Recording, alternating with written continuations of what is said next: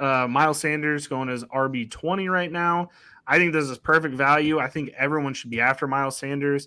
I do agree with some of the pundits out there that have said like there was still meat on the bone for Miles Sanders last season and that his stats should have been better. He still ended up, RB15 in PPR, RB10 in standard. Like he had a good season. I don't see why we're overlooking that. And now behind him, he's just got Chuba Hubbard, who's RB56, and Rasheem Blackshear, who's not even really relevant enough to be considered. This is his backfield. I mean, unless they're deciding to add somebody unnecessarily, I don't know why Miles Sanders would not be the workhorse that they kind of planned on him to be and in line for potentially another RB1 type season where he could end up in that top 12.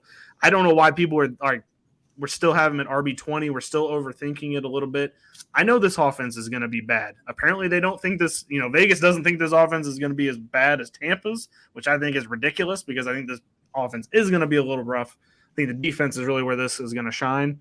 But RB20 seems like perfect value for him, and I think you're going to get one of the steals of the draft, just like you did last year with Miles Sanders yet again. He is signed there for the long term. They plan on using him. I don't see why people are overthinking this. And then quickly, the tight ends. The Hayden Hurst signed a tight end contract for 3 years, and he is currently going as tight end 25.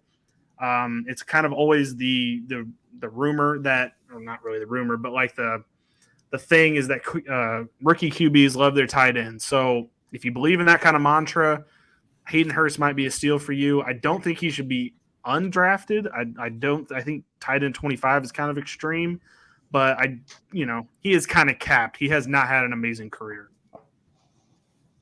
Yeah.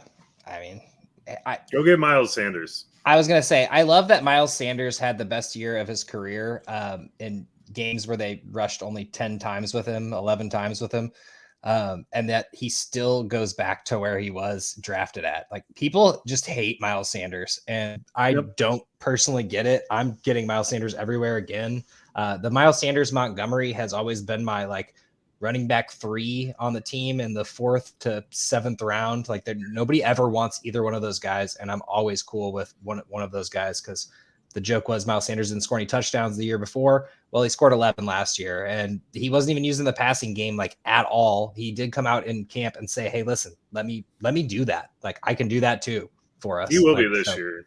And, sure. Oh, absolutely will be. There's going to be design passes. There's going to be dump offs to him. I don't see Chuba Hubbard really taking too much of his workload. I mean, I'm sure he'll definitely be a not complimentary back, but he wasn't ever explosive last year. He had a couple big games, but it was never anything consistent. And I don't see it. Worst case for them, they bring in Zeke or Leonard Fournette. That's the worst case scenario for Miles Sanders. And if they don't do that, you should just everyone out there should just know he is for sure going to be in line for that work.